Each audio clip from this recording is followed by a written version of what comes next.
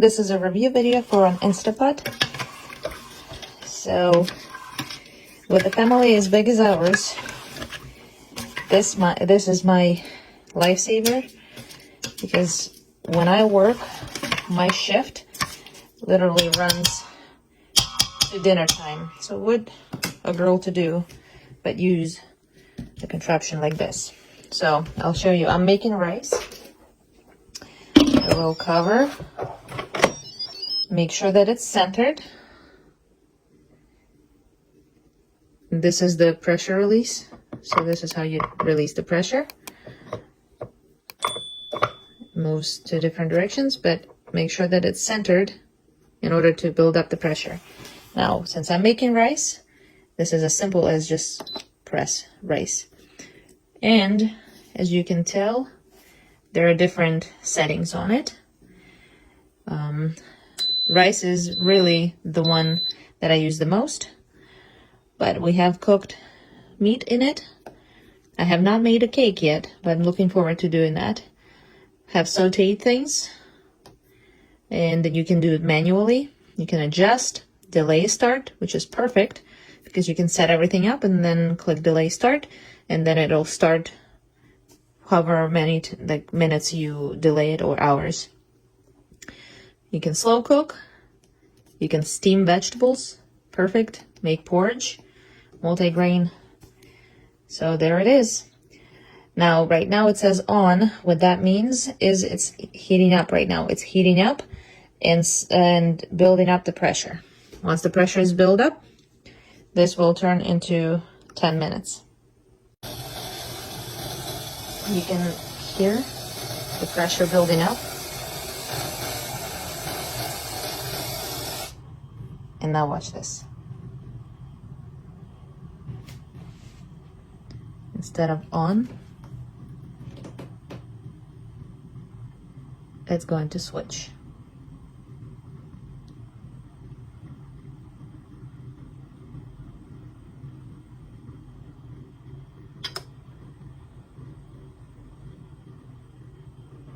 To 10 minutes. And now the timer has begun. This is what it looks like when it's done cooking.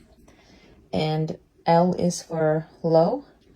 And then the timer starts over again, but not in a countdown, but count up. So what that means is that it keeps it warm. And I have used this where it keeps it warm for a couple of hours. What I like about that is that, let's say, I'm not quite sure if the timer that I set for a grain that is not rice, for example, like earlier I made quinoa, and I wasn't really sure if it would be cooked using the rice setting, which is what I used, and then I let it sit. So two things that are happening: keeps it warm and possibly finishes up cooking, but it does not make things soggy. And it also slowly releases the pressure without you even hearing it. Now, since it's only been 4 minutes, all of the pressure is not gone. So I'm going to show you. Make sure that you're careful. Either you put on an oven glove or use some kind of device like a spatula or a spoon, or put a rag on your finger. And what we do is we press, and it releases the steam. Now, if we did this immediately after the cooking was done, it would take much longer to do that. But there we go. As you can hear, it's almost done. Now, one of the things that will happen is that I should have showed this to you, but if it's pressurized, it will not let you open it. Now, the pressure is completely out.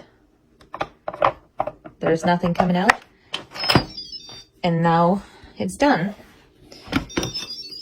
There it is. There's the rice. I will show you how perfect it makes it.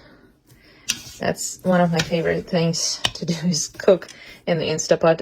Not only it's a time saver, but it just cooks so well. What I wanted to show you, which is not something I'm using right now, but This Instant Pot comes with an air fryer. You could air fry, you could broil, bake, roast, reheat, and dehydrate.